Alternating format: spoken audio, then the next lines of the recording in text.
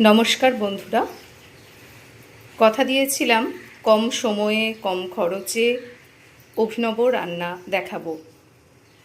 আজকের আমাদের রান্না চিলি এগ। তো তার জন্য লাগছে 3টে ডিম, 3টে টমেটো, ক্যাপসিকাম, পেঁয়াজ ডুমো ডুমো করে কাটা, আদা কুচি, লঙ্কা কুচি, রসুন কুচি, একটু কর্নফ্লাওয়ার 1 টেবিল চামচ মতো, আর তেঁতুল গোলা জল। আমি এখানে কোনো টমেটো সস বা সয়া সস ব্যবহার করব না। পুরো রান্নাটা করব মাত্র 2 চামচ তেলে, মাত্র 2 চামচ তেলে। আপনারা রান্নাটা দেখলেই বুঝতে পারবেন। 3টে ডিমকে ভেঙে নিয়েছি, এর মধ্যে নিয়েছি গোলমরিচ গুঁড়ো এবং লবণ। 3টে টমেটোকে বেটে নিয়েছি, আর যে বাটিটায় ডিমটা করব সেই বাটিটা একটু তেল ব্রাশ করে নেব। তো ডিমটাকে খুব ভালোভাবে ফেটিয়ে নিতে হবে। একটু সময় নিয়ে ডিমটাকে একটু ফেটিয়ে নেব। ফ্রাইং প্যানে জল গরম করতে দিয়েছিলাম এবং আমি একটা প্লেট রেখেছি। আপনারা রাখলে ইচ্ছে হলে একটা স্ট্যান্ড দিতে পারেন। তো আমার মনে হলো ঢাকাটা স্ট্যান্ড দিলে ঢাকাটা দেওয়া যাবে না, তো সেই কারণে আমি এটা একটা প্লেট দিলাম এবং এটাকে স্টিমে হতে দেব 5 মিনিট মতো। 5 মিনিট পরে আমরা ফিরে এসে দেখব বিষয়টা কীরকম দাঁড়ালো। রান্নাটা যেহেতু 2 চামচ তেলে করব, তো হাফ চামচ মতো তেল আমি ডিমটার বসানোর সময় দিয়েছি, আর 1 চামচ, হাফ চামচ, তো আর 1.5 চামচ তেল আমি এখানে দিলাম। এর মধ্যে আমি প্রথমে রসুন কুচি দেব।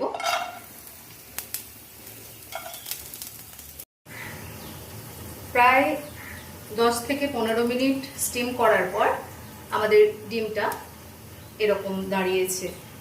ডিমটাকে আমরা পিস পিস করে কেটে নিয়েছি।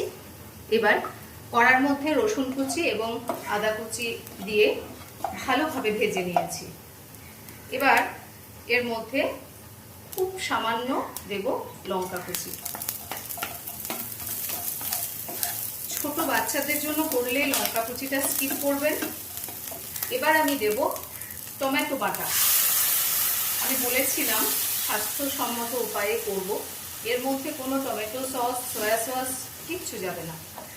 তো টমেটো বাটাটা আমি দিয়ে দিলাম এবং তার সঙ্গে আমি একটু জল মিশিয়ে দিলাম। টমেটো সস করা আরেকদিন দেখাবো। তো এই টমেটোটা এদিকে ফুটতেও থাকবে, আর আমি এদিকে অ্যাড করে দেব পেঁয়াজ আর ক্যাপসিকাম।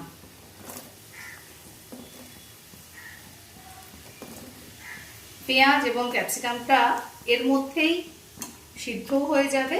আর চাইনিজ রান্নাতে সবজি অতটা সিদ্ধ না করলেও চলে, আলু সিদ্ধর মতো সিদ্ধ না করলেও চলে।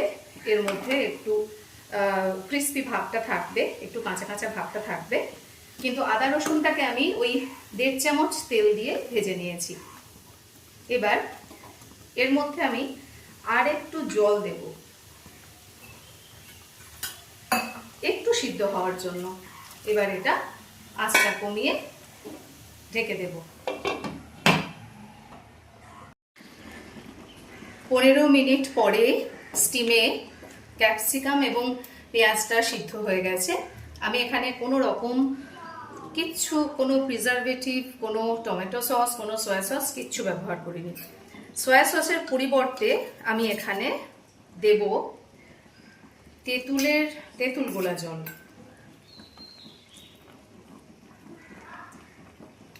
তিন চামচ মতো তেঁতুল গোলা জল আমি এখানে অ্যাড করে দিলাম। এইটা আমার সয়া সসের ফ্লেভারটা আনবে। এবং এই যে টমেটো সস দিলে যে মাখো মাখো ব্যাপারটা হয়, এখানে একটু ছাড়া ছাড়া লাগছে, দেখতে খারাপ লাগছে, চিন্তা করবেন না, এক্ষুনি সেটা ঠিক হয়ে যাবে। আর আমরা একটু রেড চিলি পাউডার দেব কাশ্মীরি লাল লঙ্কার গুঁড়ো বাচ্চাদের জন্য, এটা আপনারা দেখেন কাশ্মীরি লঙ্কার গুঁড়ো, এতে দেখতে খুব ভালো হবে, রংটা লাল হবে। আর যেহেতু টমেটো সস আমি একটুও দিইনি, তো টমেটো সসের ফ্লেভার আনার জন্য আমি 1 চামচ মতো, হাফ চামচ মতো, 1 চামচও না, হাফ চামচ মতো একটু ভিনিগার দিলাম। শুধুমাত্র এইটাই একটু আনহেলদি, আর কিন্তু কোনো জিনিস এখানে আনহেলদি পড়েনি, এবং মোটামুটি এটা হয়েই এসেছে। এবার আমি কর্নফ্লাওয়ার গুলা জলটা দিয়ে দেবো। কর্নফ্লাওয়ার গুলে রেখেছিলাম 1 টেবিল চামচ মতো জলে, এবং সেটা দিয়ে দেবো। কাশ্মীরি লাল লঙ্কা যতটাই অ্যাড করবেন কালারটা তত লোভনীয় হবে। আমি কাশ্মীরি লাল লঙ্কা দিইনি, আমি এমনি রেড চিলি পাউডার দিয়েছি, যেটা ঝাল লঙ্কা। আর বাচ্চাদের জন্য করলে কোনো লঙ্কা দেওয়ার কোনো প্রয়োজনই নেই। একটু জল আমি দিয়ে দেব। এবার এটা ক্রমাগত নাড়তে নাড়তে দেখুন এটা আস্তে আস্তে কালারটা চেঞ্জ হয়ে গেল। সাদা ছিল, সাদা থেকে একদম টমেটো সসের মতো কালার নিয়ে নিল। এবার আমি সেই ডিমটা দিয়ে দেব, যেটা আমি স্টিম করে রেখেছিলাম। এখানে একটা কথা বলে রাখি, স্টিম করতে তো একটু সময় লাগবে। ডিমটা আপনাদের হাতে যদি টাইম না থাকে আপনারা কি করবেন, দরকার নেই স্টিম করার। ডিমটার মধ্যে গোলমরিচ গুঁড়ো এবং লঙ্কা দিয়ে ফ্রাইং প্যানে 1 চামচ মতো তেল দিলেই হবে। তারপরে আপনারা ওই 3টে 4টে যেরকম আপনাদের ইচ্ছা ডিম দিয়ে আপনারা ওটা একটু ঢাকা দিয়ে দিয়ে ডিমটাকে একটু ভেজে নেবেন। একটু সময়ের মধ্যেই হয়ে যাবে। সেটাকে পিস করে কেটে নেবেন, এটা একটু দেখতে ভালো লাগবে বলে আমি এটা করেছি। কিন্তু এমনি ডিম ভেজে আপনার হাতে সময় নেই, কি করবেন তখন? একটা ডিম ভেজে ছোট ছোট টুকরো করে দিয়ে দিলেই হলো। আমাদের সবসময় ভালো সেফ হতে হবে সেরকম তো কোনো মানে নেই, খেতে ভালো হলেই হলো, কি বলেন? তো রান্নাটা অলমোস্ট ডান। তো আমাদের তৈরি হয়ে গেল চিলি এগ। আমি একটু গোলমরিচের গুঁড়ো দেব। গোলমরিচের গুঁড়োটা আমি ইচ্ছে করে আগে অ্যাড করিনি, কারণ এটা আমার ফ্লেভারটা পরে দিলেই ভালো লাগে, তো এটা অল্প দিলাম। অল্প ঝাল থাকে কিন্তু ফ্লেভারটা তো ভালো হয়, সেই কারণে এটা দিলাম। তো দেখুন 2 চামচ তেলে কিন্তু আমি রান্নাটা করলাম, আমি যেমন বলেছিলাম ঠিক সেরকম। এবং একটা কথা বলতে পারি, টেস্টের কোনো তরিতফাত হবে না। যেরকম আমরা ডিপ ফ্রাই করে চিলি চিকেন বা অন্য কিছু করি ডিপ ফ্রাই করে, তো এটা ডিপ ফ্রাই হয়নি, তো হয়তো সামান্য টেস্টের পার্থক্য হলেও হতে পারে, কিন্তু সেটা সামান্যই।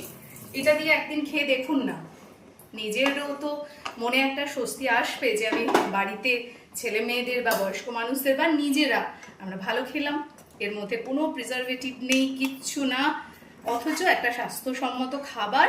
2 চামচ তেলে চিলি এগ। কি বন্ধুরা, কেমন লাগলো চিলি এগ? জানাতে কিন্তু ভুলবেন না। নিজে করে খাবেন, খেয়ে জানাবেন। আমি এখনই জানাতে বলছি না, করে খাওয়ার পর জানাবেন কেমন লাগলো। এবং রুটি দিয়ে, পোলাও দিয়ে, পরোটা দিয়ে, সব দিয়েই খুব ভালো যায়, শুধু ভাত দিয়ে এটা খুব একটা ভালো লাগবে না। তো তৈরি হয়ে গেল আমাদের চিলি এগ 2 চামচ মাত্র তেলে। সকলে ভালো থাকুন। আবারও এরকম কিছু হেলদি টেস্টি খাবার নিয়ে উপস্থিত হব আবার অন্য কোনো দিন। নমস্কার।